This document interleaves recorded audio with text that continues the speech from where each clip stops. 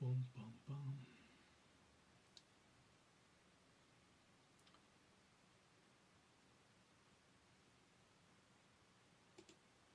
Welcome to the Man United stream. Hope you're doing well. It's Friday afternoon and we thought we'd bring you a live show. Friday afternoon, everyone's jolly, everyone's finishing work, everyone's looking forward to the weekend. Finally, we get Premier League football and it's back with a banger. We've got Liverpool against Man United. We're all looking forward to that game. We don't know what's going to happen. We will be discussing later on in today's show, hopefully, looking forward to that game and discussing how United might line up and what we can look forward to on the weekend's game. Can we do a job on Liverpool and get our first back-to-back wins under Ruben Amorim? We had his press conference earlier this afternoon. We'll discuss that as well. We'll go through a few other things. But the main thing we're here to discuss today is the takeover of Man United. Could this be on the horizon? Is it possible? We've been wishing, we've been holding our cross fingers, we've been waiting around, hoping that we get some mainstream journalist, a journalist of the A grade coming out and saying and confirming what the rumours have been swirling around the last week or two. The share price has shot up as well. Lots of things have been showing some kind of sign that there's something going on behind the scenes. And then we got a bombshell from Ben Jacobs. Yesterday, he dropped the news that there is indeed a UAE investment group looking to purchase Man United. That is confirmed. It is confirmed. It's great news. It's big news that we've got someone. Look, we've always had lots of interest from several parties on taking over and investing and buying United from the Glazers. We've known that from day one. It was just a matter of whether the Glazers actually wanted to sell up. Sanjay, you man, what a legend. In the house, like always, on the dot. Man, this guy is always punctual, always comes on, always says his greetings, always says hello, hope you're doing well, hope you're having a great Friday, hope you've come for the great update, which is that Ben Jacobs has dropped a bombshell saying that there is indeed a UAE investment firm called IHC that are interested in buying Man United. That is for sure. Now we're going to go into a lot more detail about what this company is, where they're based. Obviously they're based in UAE, but what else are they up to? Who owns the company? And things like that. We're going to take a deep dive and discover everything there is to know about this company called IHC and what kind of investments have they already got. Very interesting point. And there's some other interesting links here as well. We're going to discuss that in a short while, but let's just first discuss Ben Jacobs and what he had to say. Now, Ben Jacobs, I said to you about a week ago, I think it was Monday actually, it was a Monday live show, it was a takeover update, and I said to you that, look, we need to wait for a top journalist, a credible journalist to come out and tell us that there is something going on behind the scenes. Something is happening. The wheels are turning. That's what we were looking for. And I said to you, we need someone of the likes of Ben Jacobs or Fabrizio Romano or someone on that degree to come out and say, yes, there's something going on. Something is happening. And then it dropped. It dropped yesterday. Ben Jacobs confirming. And he is someone, I said, Ben Jacobs is well connected in the Middle East. He's the one journalist who was credibly bringing information out from the Saudi League and leaking information, not leaking, breaking information, giving us world exclusives on what was going on in the Saudi League just this summer transfer window. Everyone knew that Ben Jacobs was the guy to go to when it came to news from the Saudi League, who they were signing, who they were looking at, things like that. So we knew that he's the man to go to. And then the news being confirmed by Ben Jacobs is very, very credible. And he broke the news late last night and he said, look, there is an investment group in the UAE that have had talks with a United legend. I'm not going to give you any clues who that could be, but you already know from the thumbnail actually. So I was going to point to the t-shirt, the shirt I've got behind me. I've put it up just for today's show because what a guy, what a legend. I mean, if you were around watching this guy, you know what I'm talking about. Eric Cantona, of all names, one of my favourite players. ever to grace the shirt of United. And what a player. What a player. The guy's direct talking, does not just does not care about anybody, just says it like it is. And he's a bit like Roy Keane-esque, you know, like the guys, United legends, who just simply say it like it is. They don't want to please one person or this, that. They don't care. They care about one thing and one thing only, and that is Manchester United. They don't care about the owners, they don't care about the players, they don't care about media outlets, they don't care about anything. And Eric Cantona is one of those guys. If you don't know him and you're young, I've met some fans who weren't around at the time when he was playing, and when you discuss Eric Cantona with them, they can't believe half the things that he did. The guy was an absolute genius. Absolute genius. Anyway, coming back to this takeover, we're going to tell you what's going on with him and how Eric Cantona is involved in this. But let's go back to this group, because it's very important that we discuss who this group is and whether they can actually afford to buy Man United. Okay, so let's just go to the breaking news first. So I'll bring this up to you because it's quite interesting. Let me just sort this screen out. Here we go. We're cooking, guys. Okay, so here we've got this news by MFUC, and he says within the UAE, one company in particular is involved in talks about Manchester United. International holding company IHC, they've been part of talks to put together a prospective UAE-based consortium. This is from Ben Jacobs. This is crazy news, because IHC are one of the biggest, if not the biggest companies out in the Middle East. An investment company that will just simply be able to afford not just Man United. They could buy several clubs and still not flinch. That's how much money they've got. They've got billions and billions of pounds. Yesterday I heard the figure of about 700 something billion pounds that they've got in IHC, that they've got to invest in other companies. So Man United does make sense to them. Man United would make sense to them because, look, it's a business that is still generating huge amounts of revenue. Yes, it's not profitable. Now, they can, if they invest in the right places, can take this club in a completely different direction, clear the debt, start generating income from the masses of fans all around the world, the ticket revenues, the new stadium. If they rebuild that, it could mean huge things. It could just change our fortunes completely. Now, the IHC company, I want to go a little bit deeper into this, because let's go onto their website. Because I want to really kind of take you through who they are. I've done all the research. I did it yesterday. I kind of sat down as soon as the news broke. I was like, right, I need to find out who these guys are, what they do, and whether it's plausible, whether there's some whether this bid or whether this potential bid is genuine, and if these guys are someone who we want as owners, or whether it's someone that we think, oh, maybe not. Anyway, we've got to go into a bit further detail. There's this guy who's part of their leadership. Bring it up. Here we go. Leadership. This guy here. All the talk is on this guy, Sheikh Tahnoon bin Zayed Al Nahyan. Now, he's always wearing shades. He's got an eye condition or something. So he's in every picture that you see. He's always got shades on. So don't think he's just acting cool or flexing it. He's got some eye condition. Everywhere you see him, he's always got shades on. Whether it's indoors or it's dark or whatever, he's always got shades on. So this guy is part of the royal family. He is part of the royal family, and he has been working as the chairman for this company for quite some time. Since April 2020, he has served as a chairman of IHC, which is under the tenure has expanded into one of the world's largest investment firms. In March 2023, under the directive of the UAE President, His Highness Sheikh Mohammed bin Zayed Al Nahyan, Sheikh Tahnoon was appointed deputy ruler of Abu Dhabi and chairman of Abu Dhabi Investment Authority, one of the world's largest sovereign wealth funds, responsible for managing, diversifying Abu Dhabi's long-term financial assets. Guys, I'm telling you, if these guys come in, that's it. We're done. We've made it. Forget about the rival clubs. Forget about everything.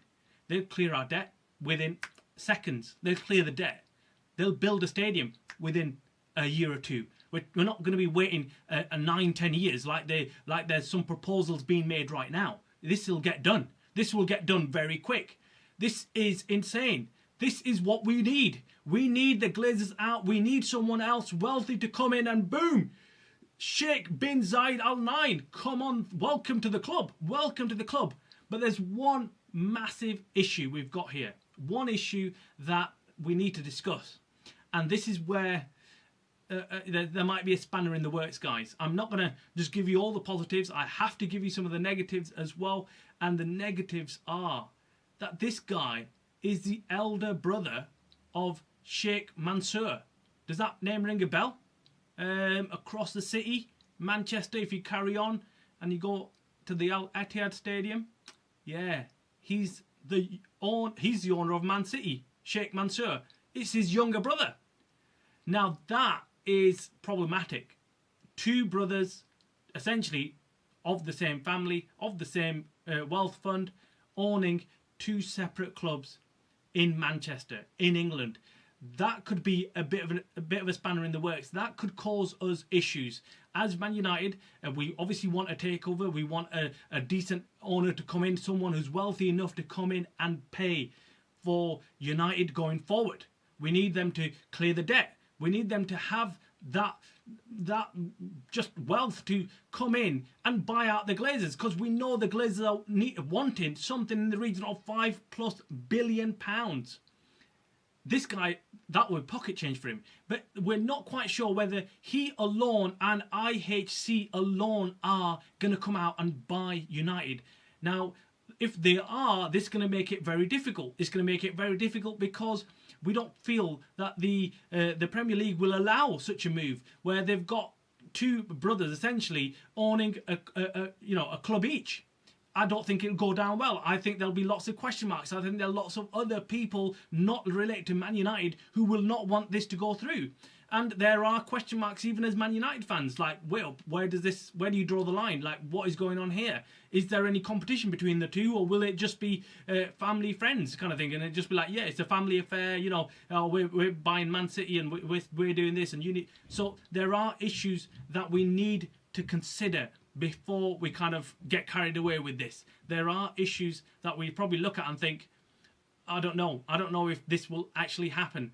But there is positivity. There is positivity, and we need to think like that. We need to think positive. And the positive news is that there's news coming out that he's not the only person looking to invest. He is part of a group of companies. So IHC is just part of a group of companies based in the UAE that are looking to buy Man United. So Ben Jacobs said something else that was really interesting.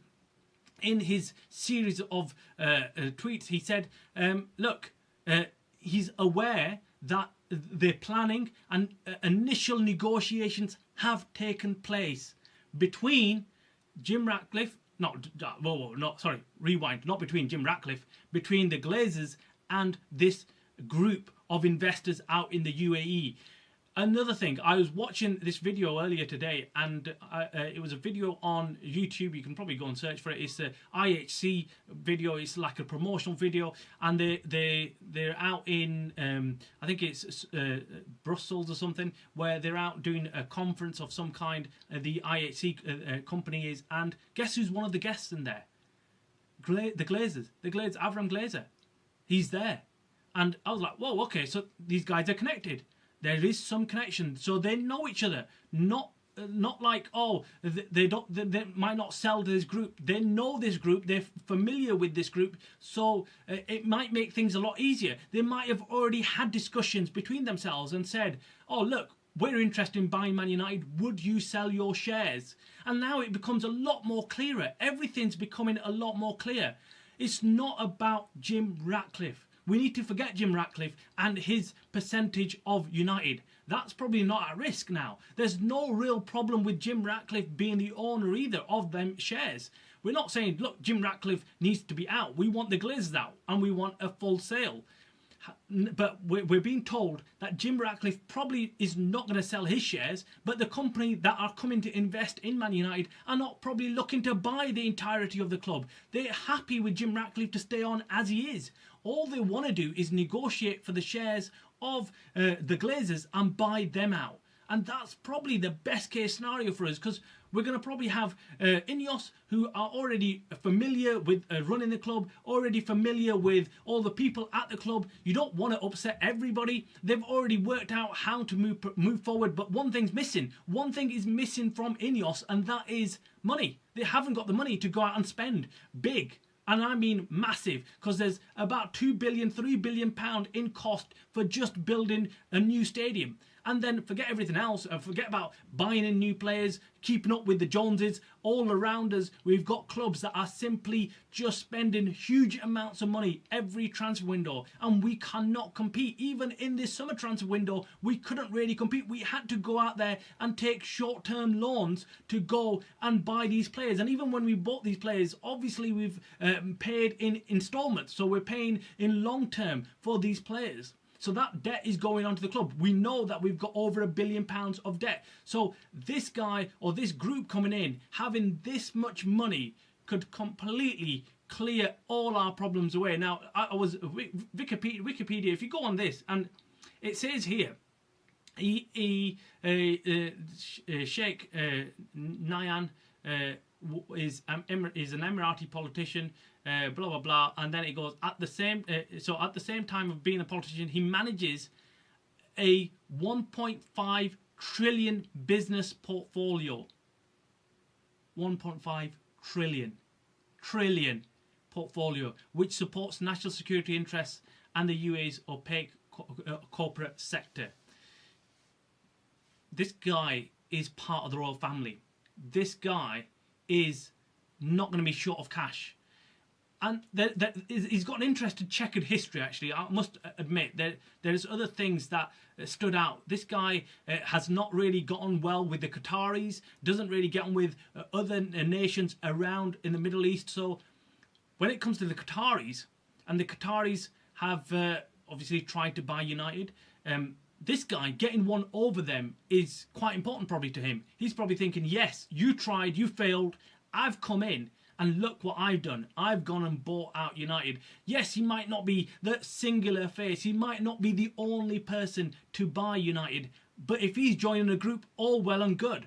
I mean, the links with his brother, Sheikh Mansour, and Man City are a bit concerning. But look, if they keep their business separate, that's fine. I mean, you've got siblings, probably. You know, you work in different companies or different places. You're not really going to be like... saying, oh, do you know what? I can't go and buy or work in the same company as my sibling. Of course you can. Of course you can. And you can do separate jobs. And if he's investing in United and he's decided, right, okay, I'm going to go and buy Man United. You're running your thing and you're doing well with Man City, all well and good. Why can't he? Why can't he go and do that? Is it Helga says, good day, mate. Good to see you again. I thought we were on cam together a couple of days ago. Oh, maybe. Oh, yeah.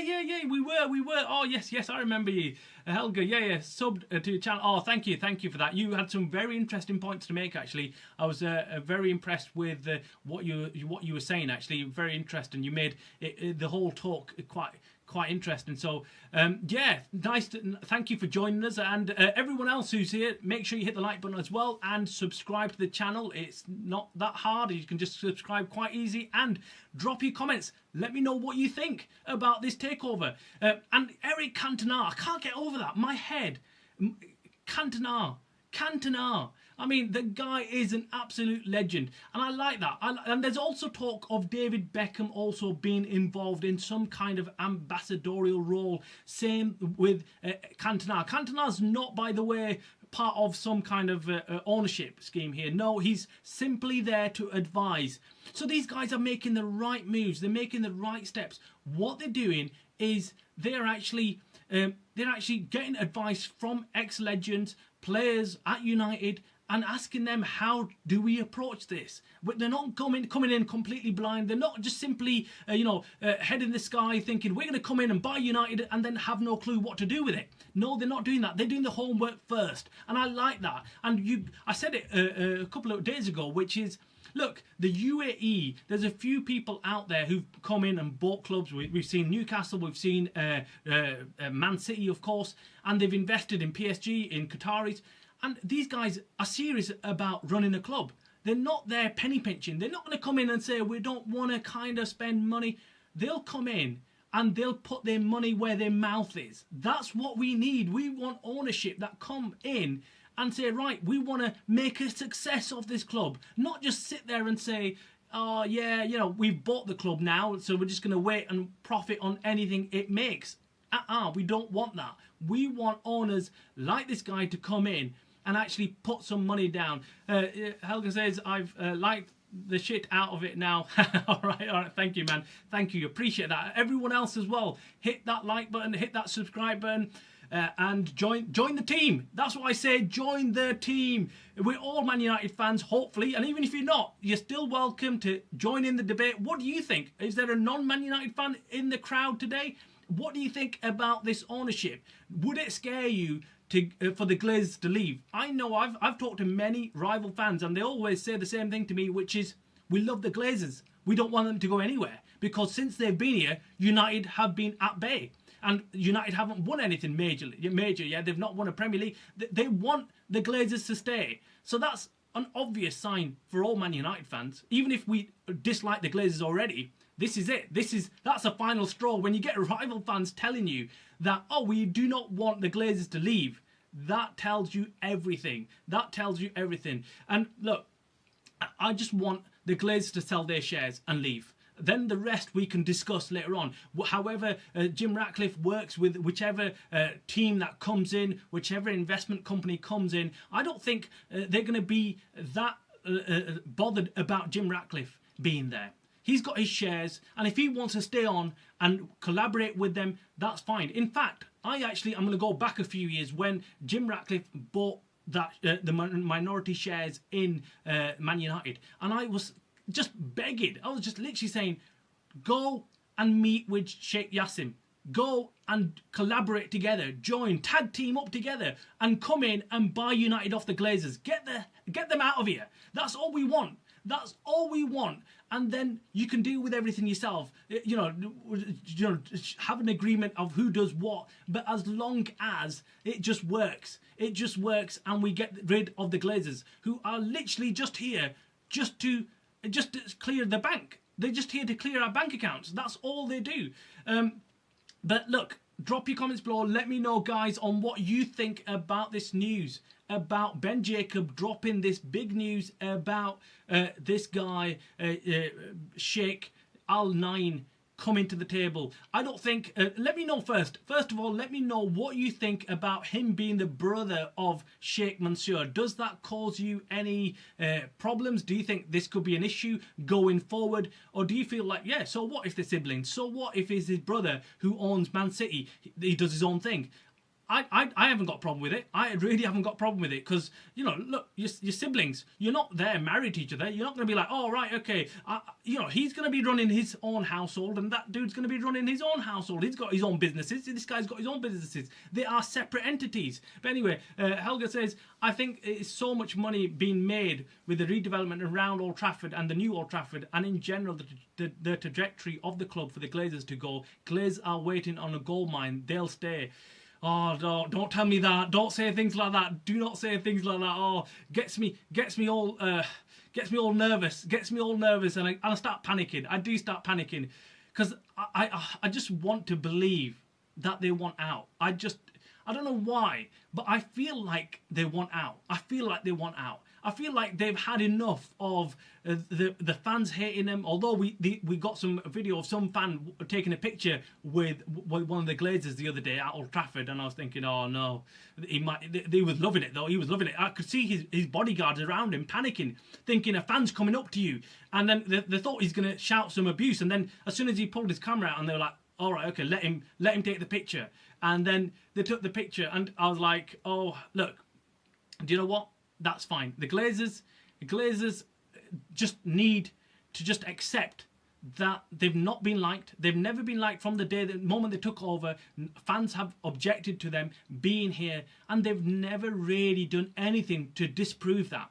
That whole fallout when they first took over, some people might have thought, oh, this is overreaction. But now, in hindsight, when you look back, you think, wow, them fans were well ahead of the game. When they started protesting, saying this should not happen and this takeover should not be taking place, they knew something that many other fans didn't actually work out, that these Glazers are going to come in and destroy the Man United legacy. It says, Helga says, no, Sanjay, it's strange that the Glazers it's strange that the Glazers have been silent. Oh, been silent. Yeah. Well, first of all, that's interesting because a few days ago I said, oh, if the Glazers are not going to come out and say yes or no, is that positive or negative? And I realised actually that's positive. If the Glazers come out, they could quite easily have made a statement through the intermediary saying that there's no substance to what's been spread out there in the news. You know, because they don't want everything to be volatile. They don't want the share price to jump up and then suddenly drop down and jump up. It doesn't look good for the company. And certainly it doesn't bode well for Jim Ratcliffe, who's probably sat there thinking, shit, do I have to worry about my partners here? Are they going to stab me in the back? What are they planning? What are they doing?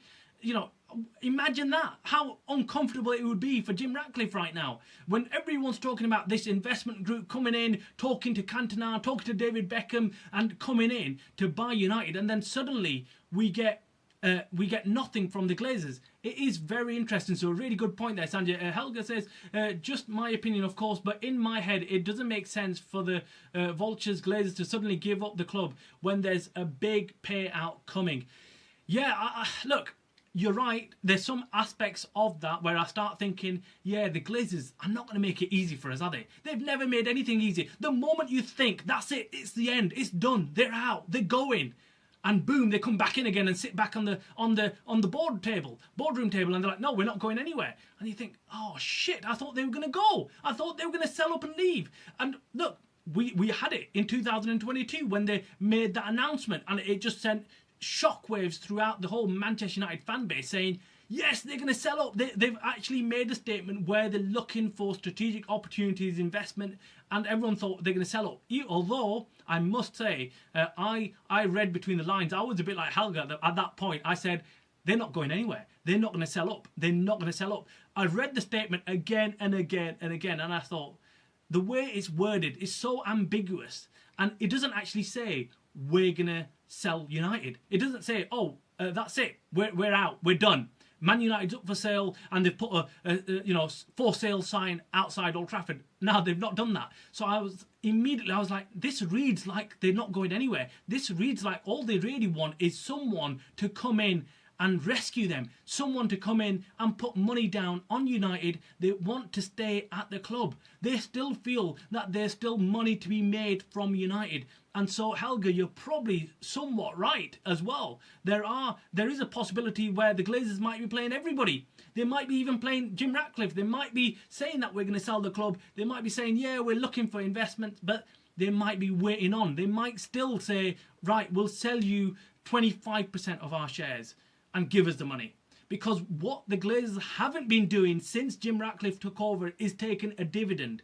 So that's been hurting them. They're not happy with not walking away with money each year. They want their cake and they want to eat it. That's what it is. So they struck up a really good deal with Jim Ratcliffe. Jim Ratcliffe came in and saved their asses because they were out of money and they were not prepared to put their own personal money into Man United. That was the biggest problem for them. They did not want to spend a single pound or euro or dollar on United. That's what the main issue was to them. Hence, when Jim Ratcliffe rolled into town and said, look, actually, I'll buy a percentage of the club. You can still stay in control of United and I'll give you all the money to carry on. I think they were like, this is the best case scenario. We've got to take this. And they did it. But I think right now, they're probably thinking, shit, do we want to spend more money on rebuilding Old Trafford or making a new stadium? Do we want to invest a further $1 billion, $2 billion? as obviously majority owners, they're going to be looked at as Jim Ratcliffe's not going to spend that money. He's not going to say, right, okay, I'm going to put in £2 billion to redo the whole stadium or develop a new stadium. No, he's not. He's going to look at the Glazers and say, well, you are the majority owners. You need to put your share into this. Or they need to go out and get further loans. And look, Jim Ratcliffe is a clever businessman. Surely he will know that getting a £2 billion loan is not viable. It's not good business. And when you're having to pay interest on that, it's game over. It's game over. Helga says the whole reason they got Ineos is so that they could stay. Yeah, Glazers applied for the redevelopment area already in 2017, but got denied by government. They get Ineos in. It gets approved. It's a plan. Yeah, I agree. I think they needed local knowledge. They needed someone on the ground who could do all the dirty work, and we've seen it.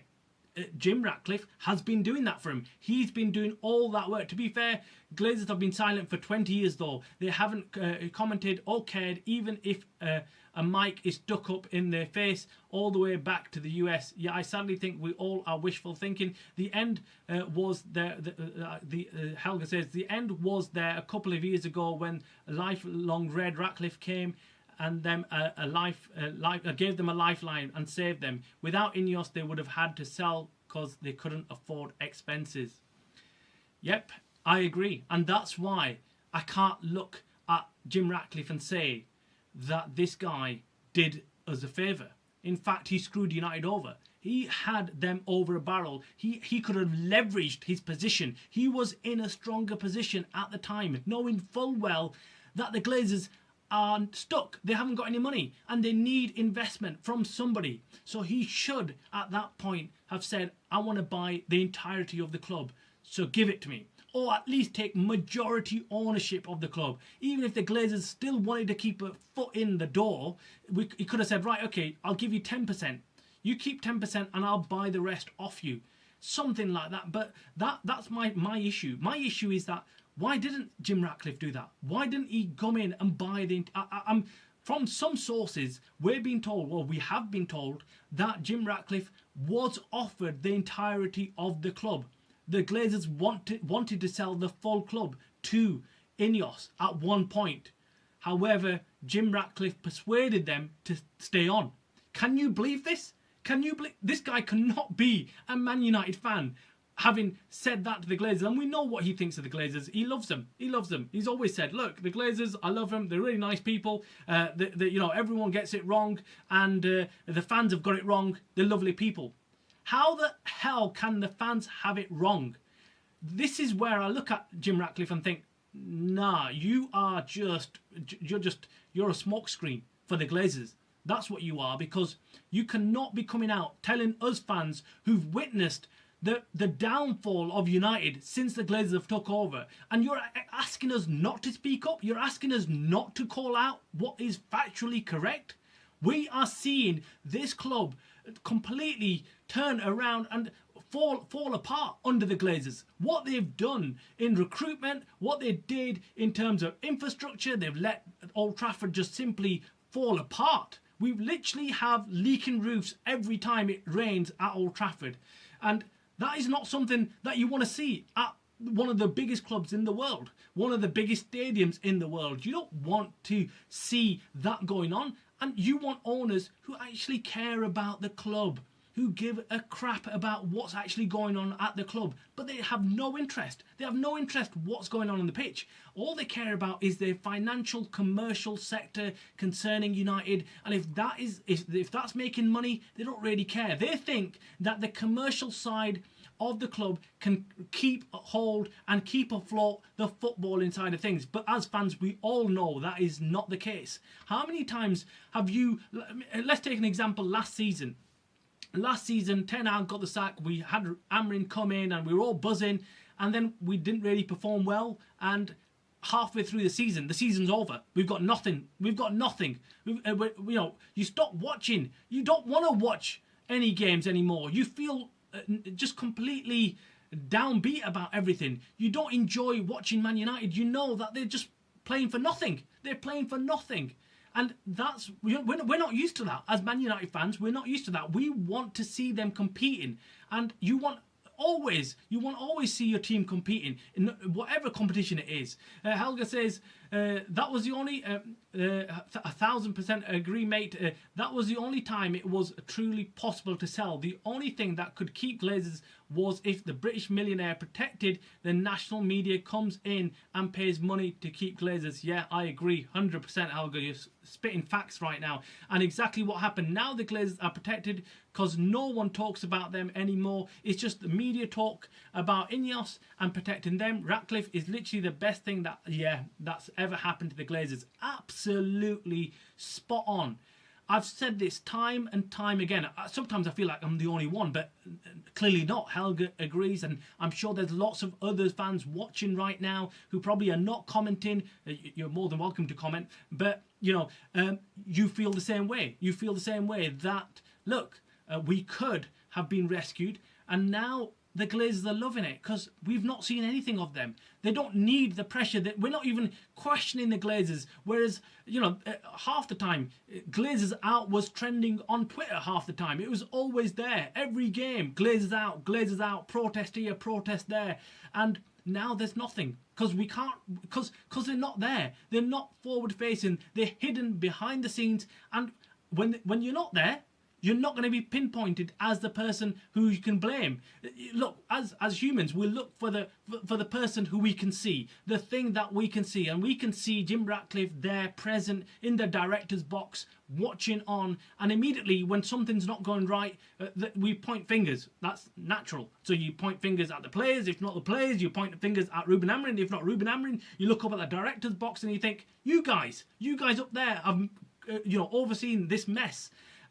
So yeah, there is an element where you start blaming the person that you're looking at, and Jim Ratcliffe is the only one who's there right now, who's facing the public. He's actually coming out, credit where credit is due. He's coming out and actually giving press conferences. He comes out, gives interviews, directly answers questions on Man United, doesn't dodge much questions, is very open about what he feels he could have. Look, he could have quite easily, come out and said something like, Ruben Amorim, we're going to give him time. But he didn't have to say, look, I'm going to give him 3 years. He didn't have to say that, but he came out and said that, knowing full well maybe that the fans will kick off. But the only thing, look, Jim Ratcliffe, everything else is good, bar the way he deals with the Glazers. I think the way he deals with the Glazers and what he's done with the Glazers is shambolic. Absolutely ridiculous. He's rescued them. He's kept them at the club for no good reason. Unless he's thinking, right, I want the Glazers to stay here until I get enough money to come back and buy the entirety of the club. That's the only thing that makes sense to me. Is he going to be happy with somebody else coming in as an investment group buying the Glazers shares, if not his? I don't think so. I don't think he would. I think he'd be fairly upset about that. Anyway, guys, coming back to the main news story. Yeah, okay, we've got Cantona joining in, advising a group out in the UAE to buy and bid for United. We were told by Ben Jacobs, not some random person tweeting here and there. Obviously, this all got triggered by the Sheikh Al Turki tweet, and he's not some random person either. Let's accept that he's a credible, reputable person out in the Middle East, running boxing events and all sorts, and he is in his own right someone that you need to take seriously. So when he came out and initially broke the news that United were in talks with a company out in the Middle East, and they were going to sell, and the Glazers were going to sell and leave, you had to sit up and take it seriously. But now the more and more information coming out is very, very good. Now, if we go all the way back to when Sheikh Yassim and Jim Ratcliffe were looking to buy United, that it was the same thing there. We got no news from the Glazers. I remember sitting there, Googling every time, checking, trying to see if there's anything coming out of the Glazers, but nothing, not even a peep. So they're very good at keeping the press at bay. They're very good at keeping everything behind closed doors and only at the last minute revealing whatever they need to be they need to be telling the press. Nobody, not Fabrizio Romano, nobody big knew that they were going to select Jim Ratcliffe and he was going to take this much ownership until it was actually broken. So this is how good they are at keeping secrets. So if you're thinking, oh, we've not heard anything from the Glazers and Man United have said there's nothing happening, that does not mean nothing is happening. That just means that something's going on behind closed doors. The signs and the reports and what we're getting from sources is that there is actually something happening. There is behind the scene something moving. Maybe not at a speed that we want it to move. We want it to be United to be sold yesterday, but that's not happening. That's not how Man United will get sold. It'll be a long drawn out process, negotiations, paperwork, everything gets done. And then the question, of course, will be whether the new investors want to buy out Jim Ratcliffe or not. I don't think they will. I think they're sensible. I think they'll know Jim Ratcliffe has just bought into United. He's not going to want to sell, and let's not rock the boat. So they're going to come in, I think, and just try and... That's why I think they're negotiating just with the Glazers, and Jim Ratcliffe has no idea. That's what makes sense. Helga says, imagine they can run the club worse than what they did, firing lunch lady staff. Imagine if it was if it wasn't Ineos doing that, but Glazers, oh man, it would have been riots. But no, it's because, yeah, absolutely, 100%. Ineos have come in, and Jim Ratcliffe has made these absolutely crazy calls, getting rid of lunches for the players or the staff at Carrington, getting rid of Sir Alex Ferguson in his role as the ambassador for United, getting rid of the club legends, ex-players fund as well. So there was about 40 grand each year that was going in to a fund which helps pay for old ex-legends who used to play for Man United back in the days, who really, obviously at that time, didn't make a lot of money and they were not well off. And these guys were being funded by United. And that was nice. It was nice. It was what United should be doing as a club. We should be looking after our legends. We should be looking after our ex-players. We should be allowing them access to the club. That's what a big club does. Why wouldn't you do that? But Jim Ratcliffe coming in and doing that, but no one kicked up a fuss. Yeah, there was a little murmuring here and there, fans complained, but no one really had anything major to say about it. And Helga says, what a point. If this was the Glazers who did exactly that, if they turned up and said, we're cutting lunch money, we're taking Alex Ferguson out, we're taking the Legends funds out as well, what do you think would happen? You know, everyone would have kicked off. You know, we would have been out there at Old Trafford absolutely kicking off saying we want them out. But Jim Ratcliffe, he gets the privilege of not having that because, number one, he's seen as a local boy. Number two, he's English. There must be some, weight in that as well, where we're seeing him as one of our own. We're seeing him as, oh, he's a Man United fan. Surely he's not going to want anything bad. So if he's cutting costs, he's doing it for a good reason. And this, again, obviously tells you what the Glazers are doing. They're loving it. They're loving it. They're thinking, whoa, this guy's... he's cleaning up all the shit. He's doing everything for us. He's doing all the hard work for us. He's making all those calls that if we did, we would have got absolutely hammered. But this guy's doing it, and he's protecting us. We don't have to do anything. All we need to do is whisper in his ear, oh, we need to make more money this year. You need to cut some more jobs. And that's what he does. Dave, welcome. Hope you're doing well, having a nice Friday. Thank you for joining us. This is a very long process which includes approvals from bodies like Premier League and UEFA. Yes, good point, Dave.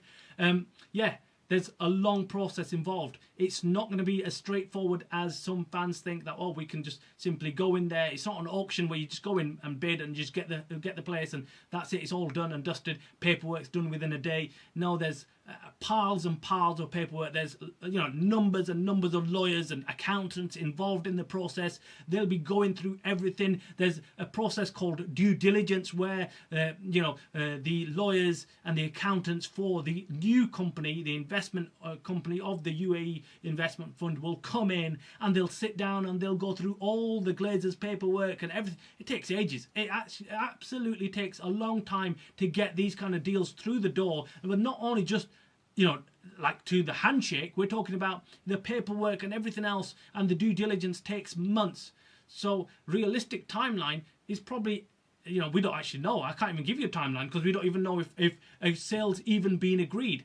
I think what we're looking for is the Glazers to come out and say that they've agreed to sell their shares. I think that's the first thing we're going to find out officially from the Glazers. If this is true and what Ben Jacobs is saying is true, that this is happening behind the scenes, that this is a serious news story, it's not just made up, that there is an investment company out in the UAE funded by these huge members of the royal family, Sheikh Zayed Al Nahyan and others. We've seen earlier in today's show what they're playing with. They're not just messing around with a few billion. They're talking about multi-billion-pound investment companies. In fact, he's in charge of a 1.5 trillion pound business portfolio.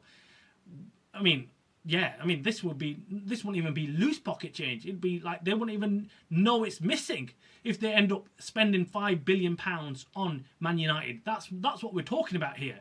And when it comes to then changing the fortune of United as a club, we know we need that. We need someone to come in and clear the debt. We need someone to come in and improve the infrastructure. Yes, they've just rebuilt Carrington and it's very good, but that's just brought it in level with all the rest of the clubs in the world and in Europe. That's just brought them back up to standard again. They've not excelled. They've not gone any further than that. Whereas as United, we need to be the club setting the marker. We need to be the club that's got the 100,000-seater stadium. We need to be the one that needs to show the rest of the clubs in the Premier League that we are the daddies. We are the biggest club in the Premier League. Helga says, bottom line is Glazers have worked for 8 years with redevelopment. There's no chance they'll sell the club now and finally have that approved. Doesn't make 1% sense, so I don't believe we sell. Yeah, I mean, let's wait and see. I'm reading it from this point of view. I'm looking at it from the point of view as they're not getting any money right now, so they're probably getting itchy feet. They're probably thinking we want out because we can take that £5-6 billion and reinvest it into another business and get a lot of dividend each year back. That's what I'm thinking. I'm thinking that they're not happy with the status quo right now. They're not, and they haven't got the patience to wait another 5-10 years for United to grow as a club. And right now, we're not really going in that direction either. I think they were hoping that this will be an instant turnaround, instant success. They were hoping that, Jim Ratcliffe's going to come in and within a year or two, we're going to be fighting back for the Premier League. We're going to be back in the Champions League and we're going to be making shitloads of money. But that's not happened. We're not making lots of money. Well, we are revenue-wise, but profit-wise, we're not. We're not involved in the big competitions, and we've known. You've got to look at the psyche of the Glazers. You've got to go inside their brains and what they've been thinking. And if you look back at how they wanted United to join this Super League, if you remember a couple of years ago when this all kicked off and then they all came out and apologised, all these clubs, because they're interested in making huge amounts of money quickly. They're not interested in the long game. So I think if Jim Ratcliffe's come to them and said, this is a long game, we're going to be working at this for at least 5 years or 10 years, the Glazers probably sat there thinking, nah, forget that. We don't want to be here 5 years down the line and not have been making any money from United, and then even 5 years down the line, success isn't guaranteed, and our money, we might not be able to double our money. So I think, Helga, you make some really good point on the Glazers, and yeah, I think that's the other side of the coin, and that's really good because we need to be level-headed about this whole takeover. We don't want to get carried away like we did when there was talk about Sheikh Yassim coming in and or Jim Ratcliffe coming in and buying the entirety of the club, because we were all buzzing. We were all thinking, right, okay, that's it. It's the end of the Glazers, and we're going to now go out there and rebuild the club and start signing some top players and just go completely berserk and catch up to the rest of the clubs. But that didn't happen. The Glazers stayed on. So yes, we do need to take everything and not get carried away with it and say, right, that's it, good days are here. That's not going to be instant. And like Dave said, it's not going to be a process where we suddenly turn on the switch and boom, it's the sale's done, we've got new owners, and boom, straight away everything improves on the pitch. It's going to take a long and a long time, and a lot of hard work to turn around and clear the troubles that the Glazers have put on United. It's not going to be easy. There's lots to change at United. We need to get rid of everything they've done in the last 8-10 years and start all over again. Not going to be easy. It's not easy coming into a club that's actually successful and carrying on with that success. We have to turn things around completely. We have to take this club that's struggled in the last 10 years and hope that we can change its fortunes quick enough that we don't financially lose out. And that's my issue. My issue is that the reason why we need someone who's got the money to turn things around quickly is because each year we're falling far and far behind than the other clubs. We saw Liverpool in the summer transfer window and the money that they splash around. We know Man City across the road. If they have an issue, if they've got someone to replace, boom, they do it straight away. They'll go and spend, they'll drop the money. If they need to, they'll go and buy whoever they need to, bring them in and sort a team out. Same thing with Chelsea we've seen. Although they've got a different setup, we've seen with Arsenal as well. If they need to bring in somebody, they'll go and strengthen that position. There's no question about, oh, who do we sign? How do we bring them in? No, it's all about just dropping the money and getting the player in. That's how, unfortunately, football has gone. We're not in the days where we can say, like, we can still fight it on the pitch and we can still sign a few players, a few young players that will go on to develop into top players. Yes, that is some degree of how you can do it, but you can't do it entirely on young players. You can't just bring in, a squad of young players and hope that they're going to progress and become really, top players and can compete against the players right now who are on top of their game. You've got to mix it up a little bit. But anyway, that is the news on the takeover. I thought we'll do something else, talk about the press conference and look forward to the game against Liverpool as well. I did do a preview show earlier this morning, but there's nothing like having fans in the discussion right now. We've got everyone present. Everyone, by the way, who's here, make sure you hit the like button on this video. Make sure you subscribe. Anyway, we just heard from Ruben Amorim and his press conference this afternoon. He had some interesting points to make. He was very chirpy, very happy about going off to Anfield. I'm sure he knows it's not going to be easy, but I said earlier this morning that the pressure's not really on Ruben Amorim. The pressure's on Slot. He needs to go and win because, Liverpool are at home. They need to produce. Look, as Man United fans, we're not expecting any miracle to take place at Anfield. We know United are not playing well. They've played okay. They've not had the best luck so far this season.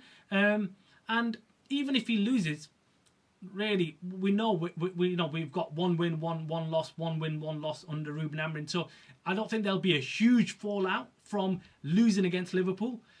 If we go to Anfield and lose, that's a big if, because I still think United have got something about them. I don't know why. I'm always confident with Man United. I'm always hoping that something can happen, and I'm hoping that we can go and get a result. I think my tactic with Liverpool would be to try and keep them out first. Okay, so do not let them score.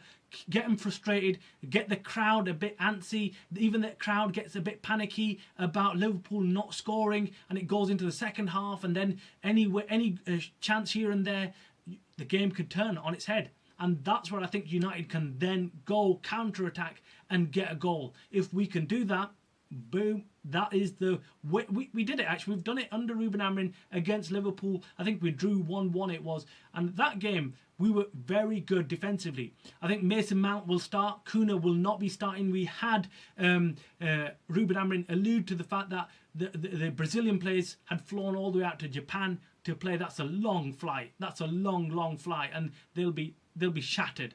They'll be shattered, and even if and Casemiro as well. He's the Brazilian captain right now under Ancelotti, and he's getting a lot of game time in the Brazilian international team. So he is probably he's a doubt. I think he's a doubt as well. I think maybe Ugarte starts. I don't want to see him start. I want to see Casemiro start ahead of Ugarte, even if it's just for the first half. We need someone like Casemiro in there to break up play. And then he said Mazraoui is a doubt as well. He might not be fit depending on what happens. I hope he's fit because he's a huge player for us. If he's playing for United, I think it's going to be a different ball game. If he's not playing and we've got Dalot instead, well then expect some problems. I mean, Dalot is not my favourite player. I don't hold back on criticism of Dalot. Let me know if I'm completely wrong or you like Dalot. But me, I just think Dalot is just not good defensively, and I don't think he's either good going forward either. So that's my issue there. He did say Senny Lemons is playing, so Senny Lemons is in for the team. What's the team news for Liverpool, Dave? I heard that they've got a few injuries. Gravenberch is a doubt. Also, the goalkeeper Alisson is a doubt as well. I didn't watch the press conference of Arne Slot, so I don't know what the current update is. I was going to watch it, but then I thought, allow that. I'm not going to sit here and watch Slot talk about Liverpool. Although he did say United have been playing well this season. I saw that quote somewhere, and I was like, yeah, mind games are already started, haven't they? He's trying to big up United, say, yeah, look, United are a good team, but so United turn up and then they just get slammed by Liverpool.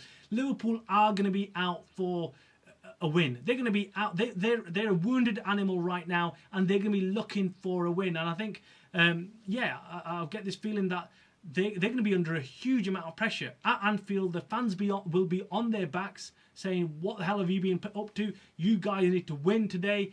And the longer we can hold out, the longer we can frustrate them, I think the more nervous Liverpool players get and the more nervous the fans get. And then we can just hopefully nick a goal. If we nick a goal or two, boom, we've done it. Dave says a Slot was chatting nonsense. He was doing the pep mind. Yeah, he was doing the pep mind games.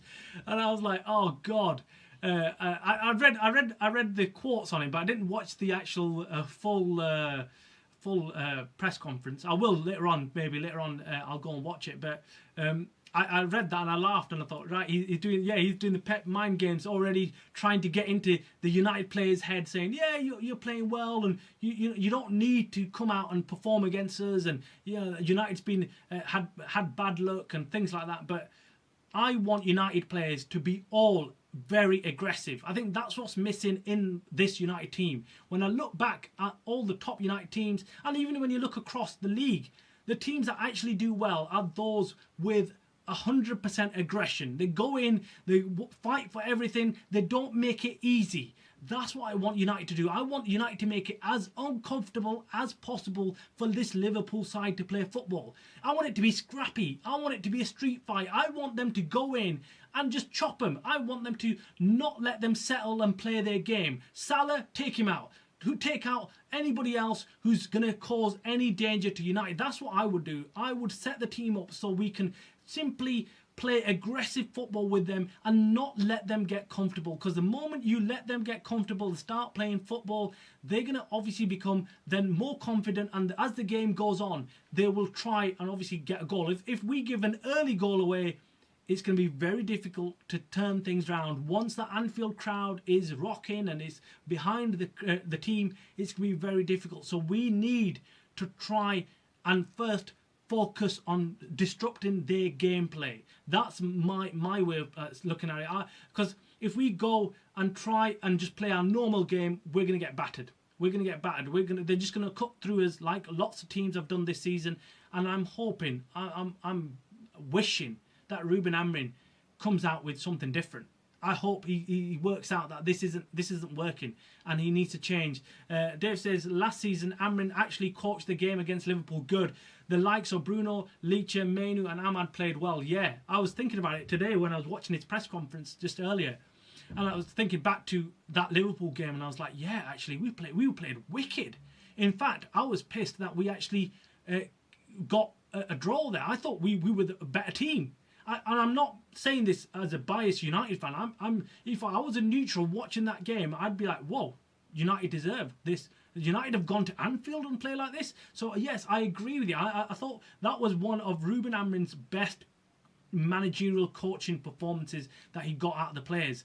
And that's what I'm hoping for. I'm hoping that Amrin can actually get something out of these players again. We need it. We do need it. And imagine getting our first back-to-back win with Ruben Amrin away from home at Liverpool. That would be the icing on the cake. I think many of us will forget and forgive him for what happened at Grimsby and everything else, and we'll be looking forward to a much better season. We've got to see some progress, and I think that's my main concern with Ruben Amrin this season so far.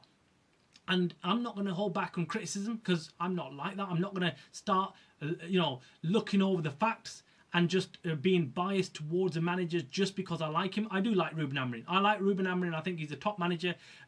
However, his win rate isn't good enough. His win rate is not good, and I was hoping that this season, with his pre-season, with the team, with the players that he's brought in, I thought, right, okay, we're going to show some improvement. And arguably, you could say there has been some improvement. I think the game against Arsenal, United looked like a team that could have quite easily gone and won that game. However, of course, we saw the mistakes with the goalkeeper, Altay Bendia. I think Senny Lemons, last game, what a performance, what composure. This kid's come in, and he looked like he's been a goalkeeper for United for years. And that's what we were missing. Someone coming out and just simply catching the ball. It was breathtaking. It was amazing. I was cheering just because he was coming out and catching the ball. And I was like, yes, we've missed this so much. We've missed a goalkeeper who can come out and catch the ball. It was amazing to watch. And I'm hoping that next game he plays on Sunday, again, he can perform and he can bring his A game, and that increases the confidence of the defence. If you've got a good goalkeeper, the defence naturally are more comfortable on the ball. Naturally, they know that, look, we can play this ball out, and if anything happens, we've got a decent goalkeeper behind us as well, and he knows what he's doing. Geordie boy, welcome to this show. Welcome along. Thank you for joining us. The longer the game goes on, 0-0, I think Liverpool will end up scoring in the last 10. Yeah, it could be. It could be that. It could. But look, I think they tried that against Crystal Palace, didn't they? And we were all watching. I was watching the Crystal Palace match, and I was thinking, oh no, oh, here we go again. Here we go again. Liverpool doing what they're good at this season, lastminute.com. They're going to go and get a goal. And the tables turned on them. And Crystal Palace did that. And I was thinking, yes, that's it. This is it. This is what we want. This is what we need. And I think that's made them a little bit nervous. I think they were getting comfortable. They were getting these last-minute goals. But I think they got lucky even with those last-minute goals. I think there was that game before the Crystal Palace one where they got the handball. Who was it? It was the next Man United player. What's his name now? I've forgotten his name, man. Oh, what's his name? I can't remember his name. The guy with the long hair. I can't remember his name. I can't remember. This is so bad, isn't he? He's playing for... who's it? I can't remember who he's playing for now. Someone help me in the chat. Someone tell me. Who was it? Jibril? Oh, Hannibal. Yeah, Hannibal. Who's he playing for? Geordie. Who's he playing for? I don't know what. My mind's gone completely blank. I watched so much football in the last couple of weeks. I'm completely confused with which team it was. Burnley, wasn't it? Burnley. It was Burnley. And they got that lucky. Thank you, Geordie. Yeah, he got that. They got the handball, and that was just number one. It was ridiculous by Hannibal. I mean, I could feel the Burnley fans just wanting to just flipping get him out of the stadium and beat him up or something, yeah. And he just put his hand up for no reason. And then it was so frustrating. Liverpool have got lucky this season, man. Liverpool have been getting lucky. Despite Dave said, despite the Anfield crowd, we should be composed and make sure we don't concede first. I fear if we do, there will be head loss and like the Man City game. Yeah, absolutely. That's my concern as well. I think Dave, you make a really good point. I mean, for me, if you look back at the Man City game, I think we just lost it. We went completely... We shouldn't have left ourselves that open. And look, I get, like, we were trying to score, trying to equalise, but we need to be more composed. And United, when they score first, I think it settles them a bit more. I think Liverpool... scoring the first goal is important, whichever way it goes. Even if we get a first goal and Liverpool then score last minute, I'm not bothered. I'm happy with that. But as long as we're one goal ahead, The problem I have is that if we lose an early goal in the first 20 minutes or so of the game, I fear that we haven't got leaders in this team that can settle everyone down again and say, right, calm down, let's go again. Calm down, we can do this.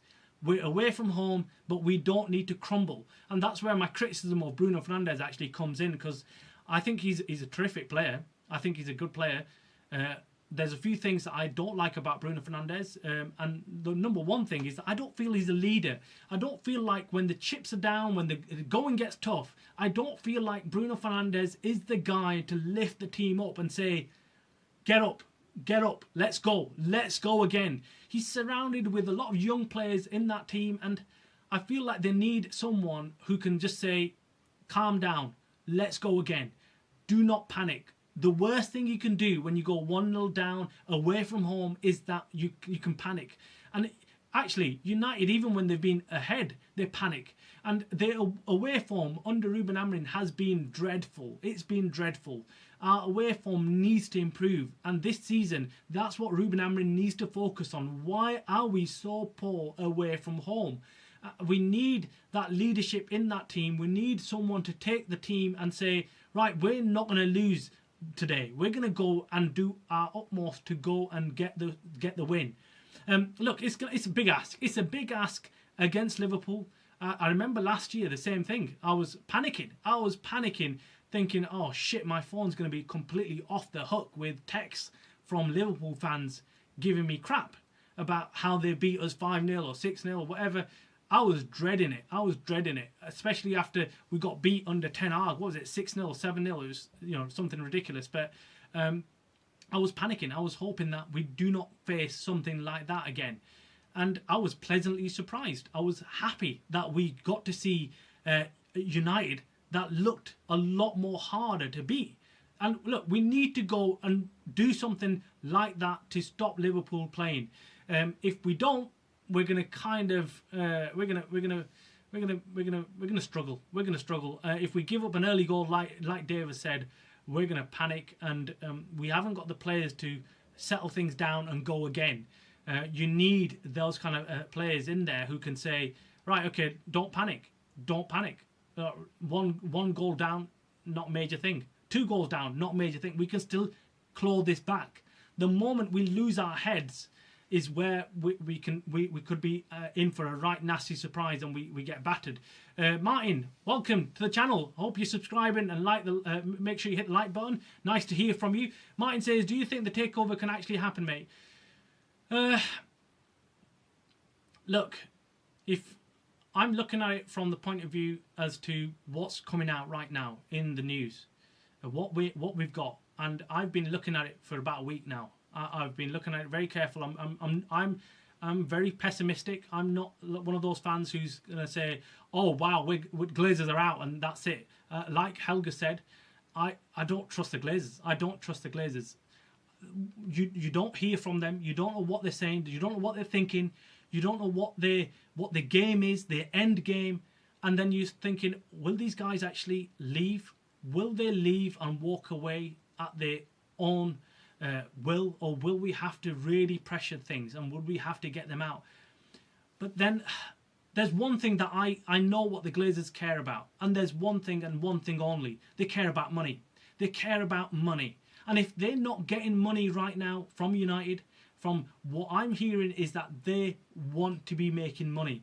They know that they've got all this billions of pounds stuck in this club that they can take out and go elsewhere. So that increases my confidence a little bit. I think if the right buyer comes along and reaches the right price and meets their valuation of around 5.5 bill, around that mark, if the buyer comes and gives them that amount of money, the Glazers will snap their hand off and walk off into the sunset.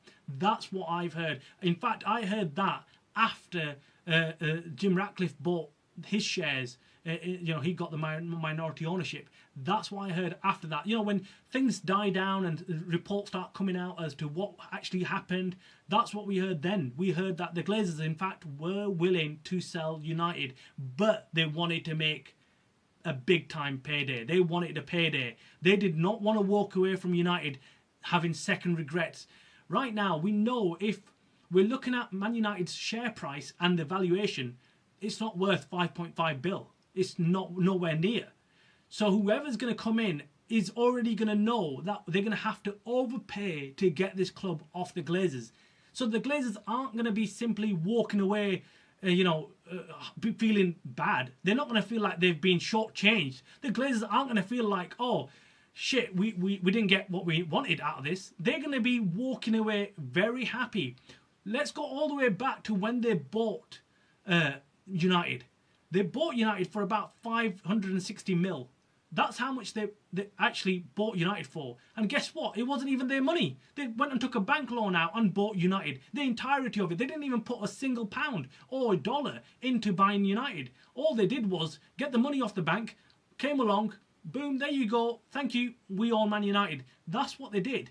And right now, currently, that's not even allowed under the rules right now. You can't do that. So I think the Glazers right now will sell as long as they can make a huge payday. And the only solution to this is someone from the royal family. Someone who's got enough money to come in and say, I don't care about giving them an extra 1 or 2 billion pounds. We saw with Sheikh Yassim and the Qataris, they didn't want to do that.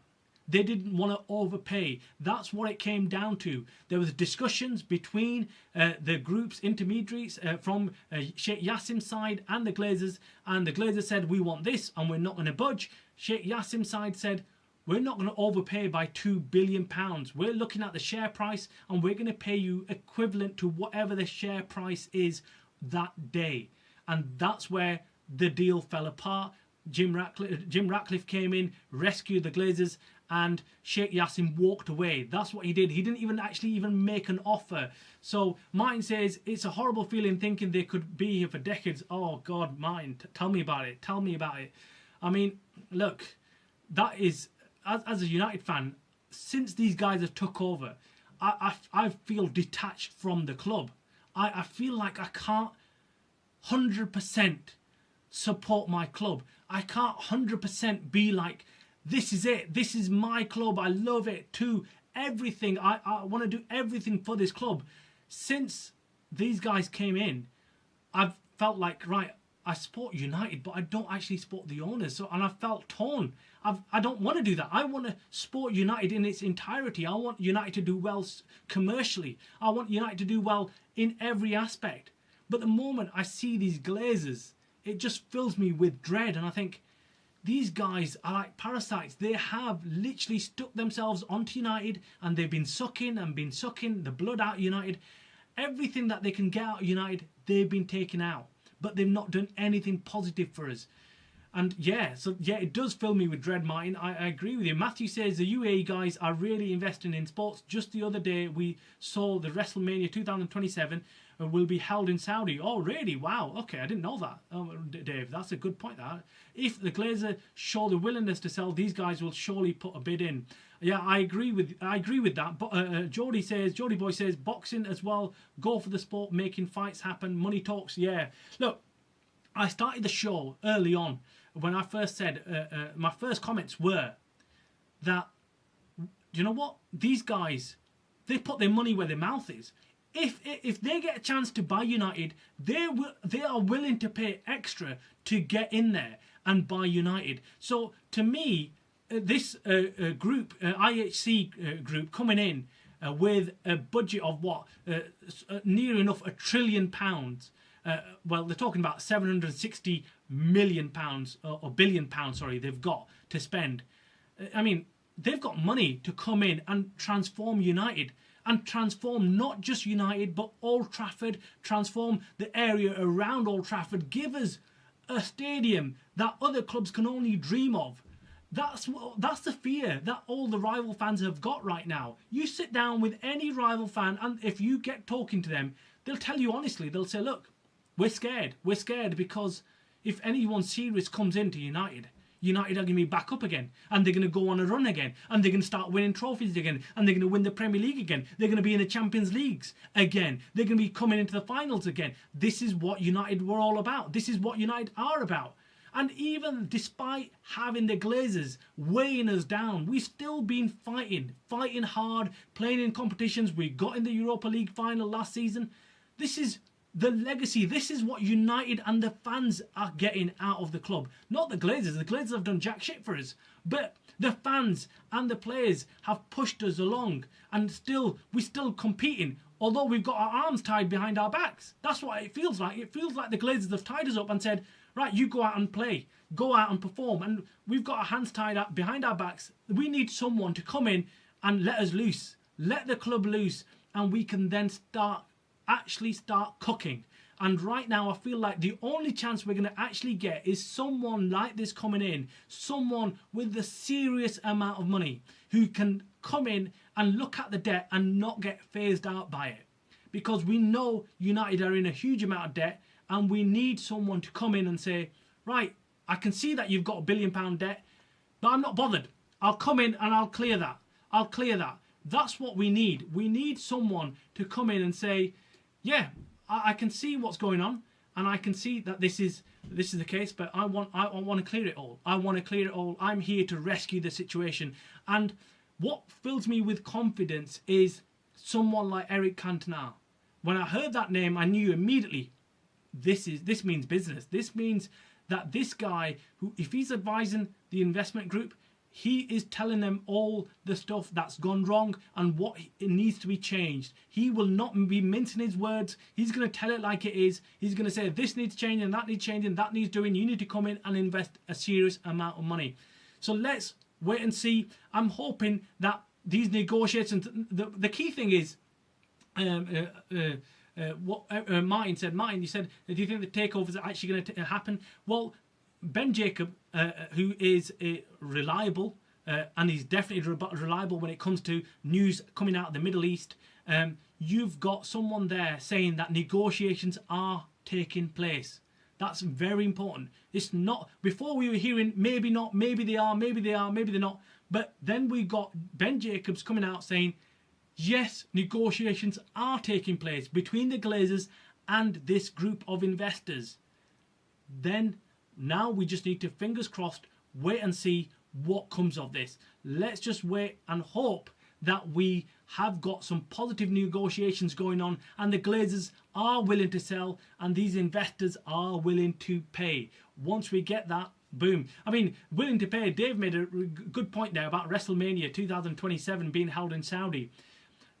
In the Middle East currently, you've got Qatar, you've got the UAE, and you've got Saudi. All three nations are looking to diversify. They're looking to move away from the tourist industry that they've been making the money from. Oil was initially their first go-to where they've made the money. All these Middle Eastern countries, gas in terms of Qatar sell a lot of gas.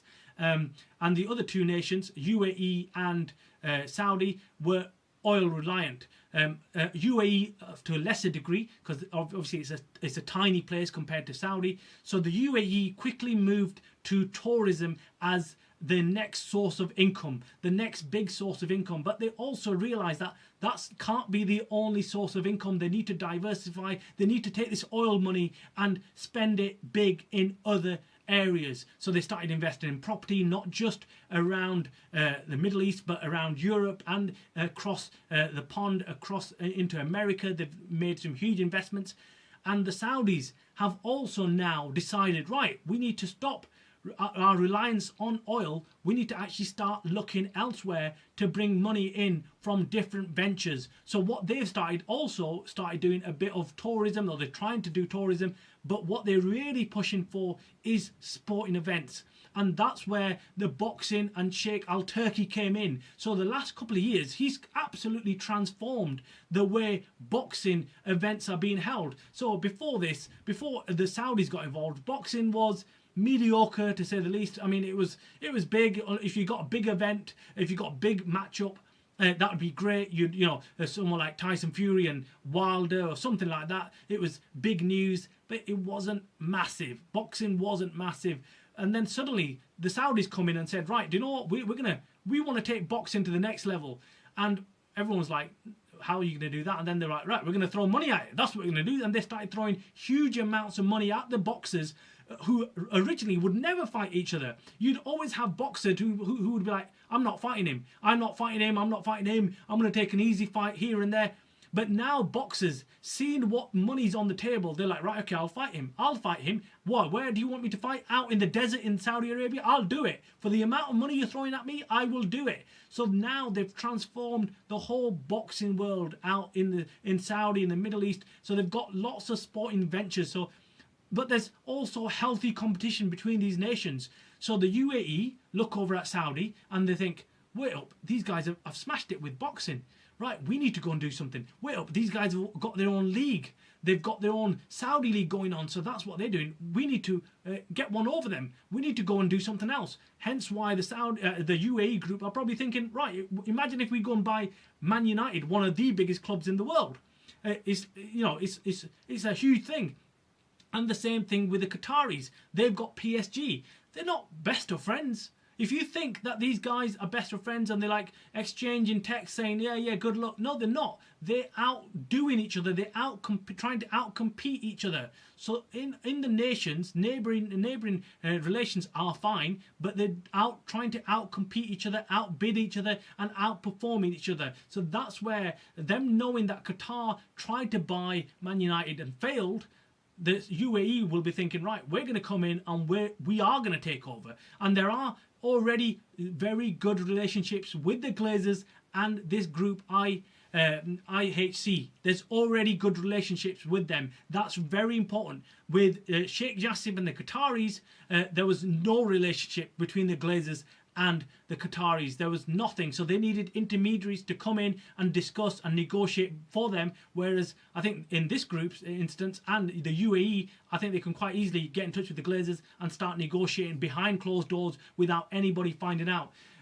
Martin says fans are desperate. Yeah, of course we are, mate. Of course we are. Of course we are desperate.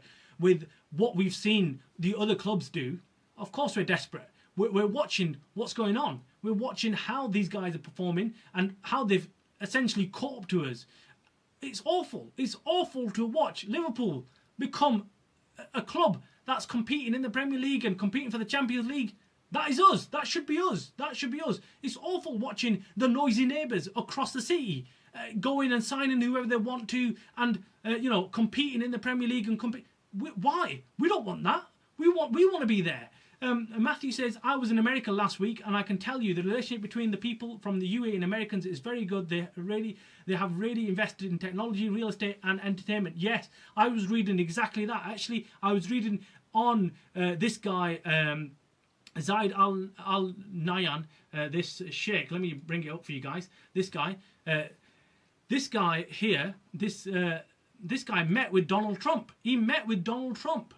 So he's got to be someone big. He can't be some Joey who's sat down with Donald Trump and he announced some crazy amount of investment for the Qataris, for the UAE technology firms out in America. So these guys have got good connections. They're very well known out in the US, and without a doubt, they know the Glazers. Like I said earlier, I watched a video of both the Glazers and the IHC group, and Avran was right there. He was right there, a part of the group. He was sat there talking to this guy and all the rest. So they've got some good connections. So I'm hoping that transpires into why, number one, why we don't know much about these talks going on and why everyone's in the dark, including some top journalists, apart from Ben Jacobs, who's come out and said, look, I know something that lots of other journalists don't know, that there is this secret negotiation taking place. But you can see why this could quite easily happen, because if they know each other, they're talking behind the scenes. Jim Ratcliffe wouldn't have to be informed because he's not. That's not part of the contract. That's not part of his deal. He doesn't need to be told by the Glazers that they're looking to sell their shares, if that's the case. If, however, the Glazers agree to sell their shares, then if this investment arm group in UAE say, we want Jim Ratcliffe's shares, that's when it becomes a little bit more interesting.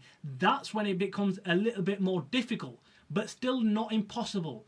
And the reason why it's still not impossible is because you probably heard it already. They've got a drag-along clause in the contract between the Glazers and Ineos. And what that drag-along clause essentially means is that if the Glazers agree a sale and the new purchaser wants to buy Jim Ratcliffe's shares at the price that he bought them at, the Glazers can force Jim Ratcliffe to sell his shares as well. So they can force him, they essentially can drag him along and make him sell his shares. But I don't think that the UAE group are going to be that hostile. I think they're very clever. They know exactly how to do contracts. They've bought many businesses. Dave says people don't see that it's only United in the Premier League that can finish 15th and still generate record revenue. The rest of the teams would be struggling financially. 100%, absolutely. This is what these guys are looking at. These investors, these potential investors are looking at it thinking, wait, this team finished 15th in the league, and yet they're still producing record revenues. Wow.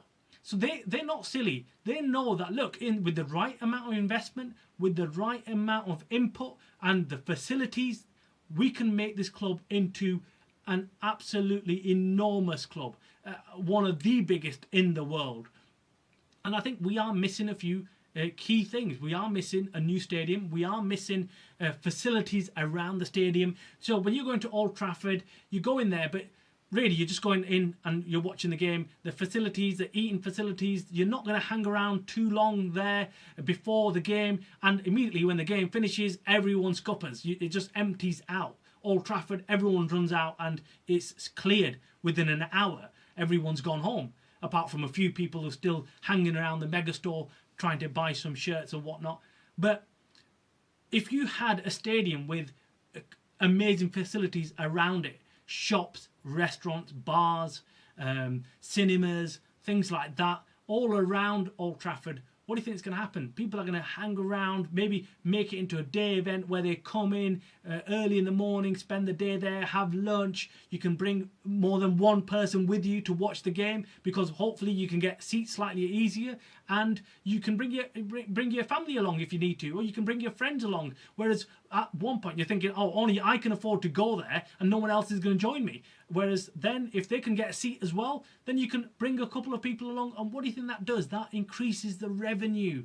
The record revenue that United are making could go even further. And only United have got the potential really to do that, because we've got billions of fans around the globe. That's what makes us a powerhouse.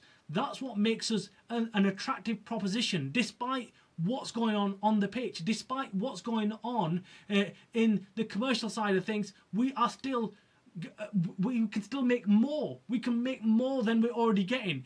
Everyone falls over each other trying to get a sponsorship deal with United for a reason, because they know that United is big news. Forget the sponsors and forget the investors. Let's just look over at the media. Let's look at the news agencies that report everything about United. They don't need to, but they themselves know that United is big news. It gets people talking. It gets people wanting to watch the news. If they report on anything United concerned, everyone watches it and it gets a lot of traction. They do the same for Liverpool. They ain't getting no traction. They do the same for Arsenal. No one's going to be interested. No one cares. No one cares about anybody else. The difference with United is that even rival fans care about what's going on at United. I get texts from rival fans, fans from Liverpool or Arsenal texting in saying, oh, do you know what? What's going on at your club? What's going on here? What's going on there and stuff? So you know that they're interested. Hello, Denise. Hope you're doing well. Thank you for joining us and thank you for commenting. I really hope this is the end of the Glazers. Oh, Denise. Let's hope that wish comes true. I really do. Do you know what? Had enough of these guys for so many years, and do you know what the crazy thing is? That I feel like the fans have mentally been affected by the Glazers. I feel like I certainly have. Every time someone mentions the Glazers, I just recoil. I just flipping. I can't stand them. I can't stand what they've done to the club. Look, if we had them coming in and they actually invested in the club and did whatever's in the best interest of Man United, I might have given him a bit of a wider berth. But I can't right now. I can't. And yeah, I'm just hoping that this news that we're getting, and we're getting more and more of each day. Look, I'm thinking there can't be no smoke without fire. And if now we're getting reputable journalists like Ben Jacobs coming out saying the same thing that all others have been speculating about maybe there's something. Finally, we get someone who actually has got his ear to the ground out in the Middle East, and he's saying that this is a possibility. There are negotiations taking place. He did say they're not in advanced talks. He said that they're not in advanced talks like it's already been speculated. So if you remember Sheikh Al-Turki, the Saudi guy, the boxing mogul, he said in his initial tweet, he said they're in advanced talks. But maybe he's right, and maybe Ben Jacobs right. Maybe both of them right. Maybe they have been talking, and there are advanced talks, but they're not as advanced as maybe Ben Jacob would like to see. Maybe not as near the end of signing the contract. Maybe they're still there. Maybe there have been initial talks, and they've said, "Are you willing to sell?" And the Glazers must have given something positive back for them to carry on. And I'm thinking, the other thing I'm thinking is, if they've got players like Eric Cantona or David Beckham involved, then surely even the investors know that there's a possibility of buying United. They wouldn't have approached these players just right at the early stages. They wouldn't have said, "Oh, we're thinking of buying United, come in and advise us." No, they would have first sounded out the Glazers. They would have sounded out the Glazers and found out whether they're actually going to sell. There's no point inviting Cantona to the table and saying, "Oh, we want your advice on what to do with United." No way would you do that. But Cantona, legend of the game, one of my favourite players, love him to bits. Martin says JP McManus and Wagner should have never sold these. The fans in 2004 were pleading with the previous owners not to sell. They knew what these people were like. Yeah, they put us up. They put us up. They did us over. They absolutely sold out and ran off. And I think there was some hostile takeover element as well. It wasn't just simply as the Glazers, coming in and not wanting to take over. It was planned by the Glazers. I don't think everyone was expecting what they were doing, but some people in the know-how, they knew this was coming. They knew as soon as JP sold up, they were like, okay, this is problematic now because they've increased their sharehold and they can do a hostile takeover now. This is not looking good. And it was, I think they increased the percentage 1 or 2 more, and then boom, they were ready to do the hostile takeover. And if anyone knows something about the Glazers, if you look back at the Glazers, and I did a few years ago, I did a video on the Glazers, went and took a deep dive on the Glazers, and these guys, their business model at that time was to buy distressed companies and then tear them apart and sell the companies off piece by piece. That's what they would do. They had no idea to run a successful company. They were all about stripping companies apart. They were all about buying companies that weren't doing well. That's what they were about. This is what the Glazers were about. They were never about coming in and making a successful company. That wasn't their business model. That was never the way they operated. If you go out in the States and you ask any American about the Glazers and what they've done, you'd start hearing foul language. They'll start effing and blinding about them because they came in to most companies and they would just completely rip them apart and start selling them off. And they would care about one thing and one thing only, and that is the financial input or financial gain from whatever they're doing at any company. There was never a time where the Glazers thought, "Oh, this company is family run for years, let's actually make it successful, or let's input some money into this." Never. It was all about taking money out. And we saw exactly that happen with United. And yeah, I feel I was pretty young when the Glazers took over. But the people and the fans who were old enough to go out there and protest about it and try and stop it from happening, You know, you have to give them credit. You have to give them credit, whoever they are. You know, thank you for actually even making a stand at that point. Of course, it was never going to be enough, because we all know that when these deals happen, they happen way away from the fans, and the fans never get really any input to anything going on. We never get a say in it. If ideally, in an ideal world, I would love for the fans to own Man United. I would love for all the Man United fans to get in there, set up a trust, and go and buy United. Everyone chipping in, you know, £100 each or £10 or whatever it is.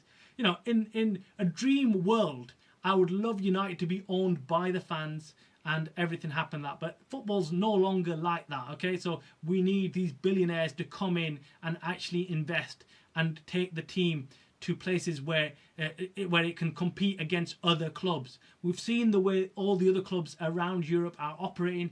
Everybody has to have some kind of capital invested in the club for it to succeed, and without that, you start struggling. Guys, make sure you hit the like button here. If you just joined us, thank you very much. This is the Man United Stream channel. We bring you daily news on Man United and more. We've just discussed the takeover, possible update on the takeover, and how Ben Jacobs has been reporting about these negotiations going on behind the scenes with the Glazers and the UAE firm out there. And there's some links with Man City. There's a royal family link. Of course there was going to be links. Look, UAE is a tiny place. It's a tiny place, and all the billionaires there will know each other, and they'll be related. They'll all be related because there's one royal family, and they're all part of the royal family, but they've also all got their own different businesses and different investment groups, and they all do their own thing. So Sheikh Mansour is doing his thing with Man City, and then his older brother bin Zayed Al Nahyan has got his own business, but he's not involved in any sports venture right now.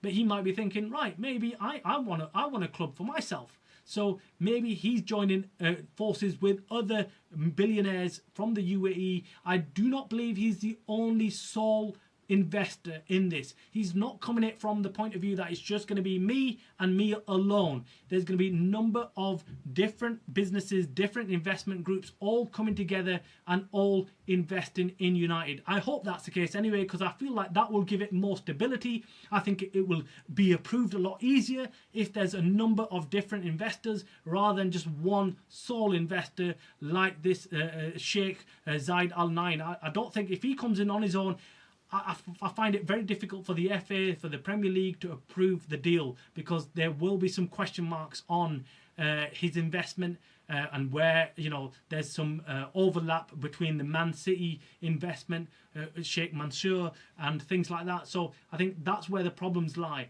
I think that won't be as easy when it comes to investing in United. We need to have some indication that there's other people involved. I think that the growing noises out of the UAE are that there'll be a number of different people investing in United, and it will not just be one group or one company that are going to come in and try and purchase United. It's positive news. We've got to take it with a pinch of salt, of course, because we all know what the Glazers are like. We've had enough experience of the Glazers to know that we can't take them for granted. We can't take what they're saying for granted, which is very little. They don't say anything. But whatever noises we're hearing, we can't say, oh, brilliant, the Glazers are out, the Glazers are gone. They're not going to do that. You know, we need to be careful. We need to be, you know, just watching what's going on behind the scenes and hope that the Glazers have decided to sell and walk away with a record profit and walk away and be happy with it. Finally, they've had enough of the fans. Finally, they've had enough of the club. They're not taking any money out of the club currently, so they're probably thinking, we're not getting any dividends. We're sat on all this money.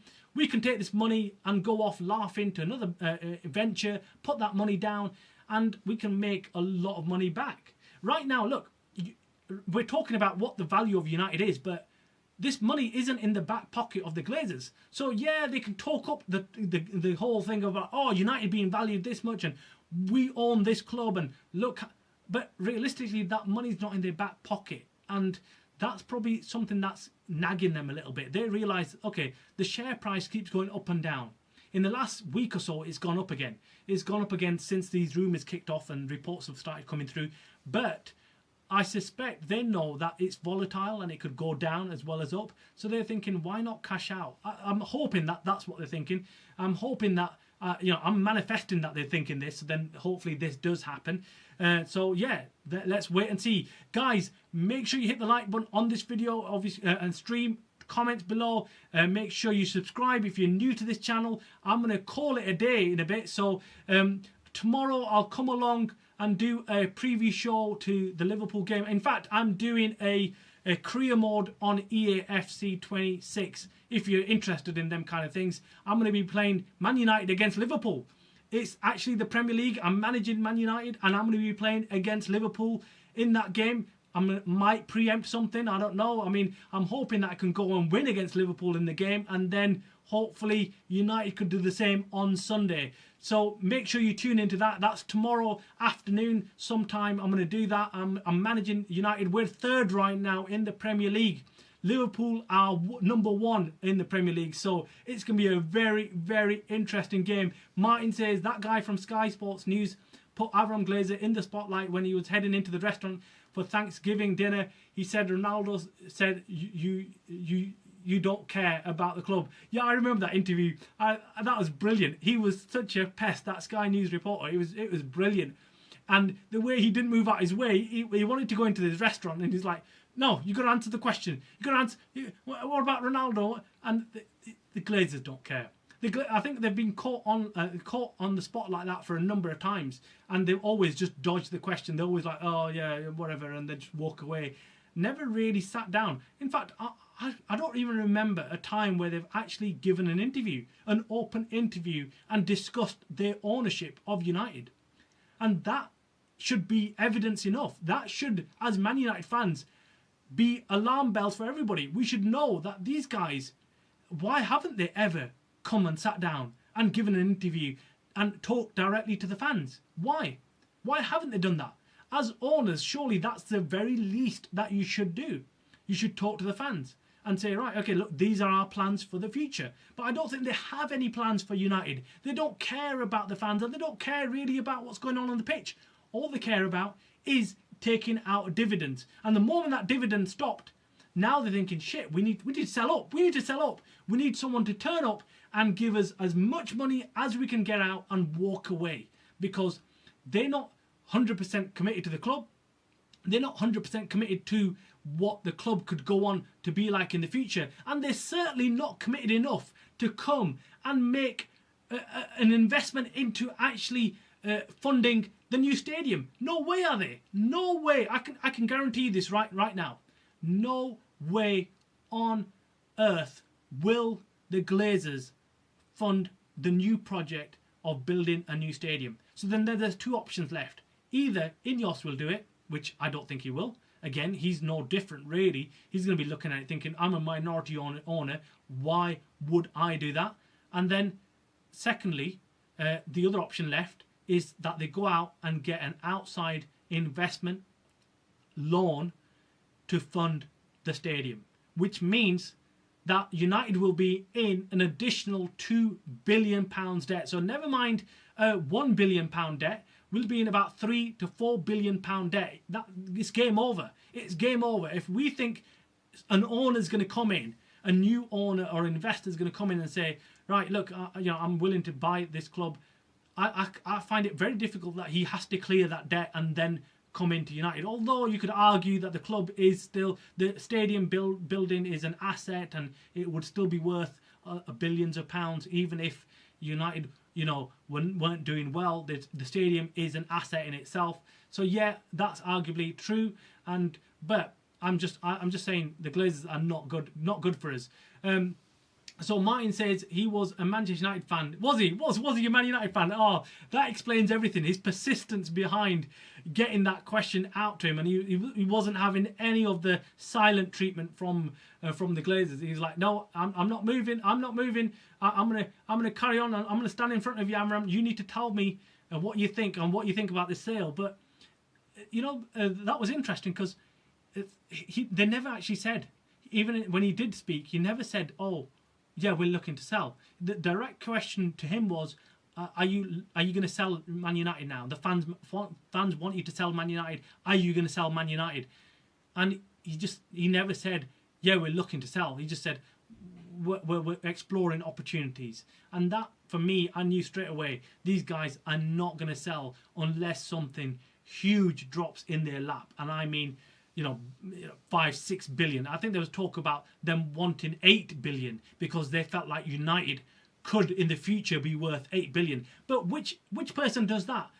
No one comes with something and says, oh, I'm going to sell you this. It's worth £500 today, but in the future it could be worth £2,000. So I'm going to charge you £2,000 for it. No one's going to buy that. No one's going to. You have to be pretty crazy to say, oh, I'll buy that off you because I think in the future it'll be worth 2,000. Some might speculate and buy it, but many will say, well, I'm not going to pay you 2,000 for it. I might pay you 1,000 for it. And I think that's what they're waiting for. They're waiting for somebody to come in and say, we're not going to give you 8 billion, but we'll give you 5 or 6 billion. Off you go. And I think the Glazers will be happy with that offer. And I think in all seriousness, this is the most concrete we can ever have, where we've got someone who can come in and actually buy United. That's what I'm looking at. I'm thinking, from what my research, and I've done quite a bit of research now over this week on the takeover, and I've realised that, yeah, if a UAE investment group does come along and makes the offer, they're not going to make an offer just simply to get knocked back. They're going to make an offer to get accepted. I'll leave it there, guys. Make sure you have a lovely weekend. Make sure you join me tomorrow, and I'll be doing a watch along to the Liverpool game. Watch along if you want to see some hysterics, because I get quite loud and emotional when I'm watching United. So join me as well if you want. Make sure you hit the subscribe button so you can join me. Make sure you hit the like button as well. You are watching the Man United Stream channel by the fans, for the fans. Goodbye.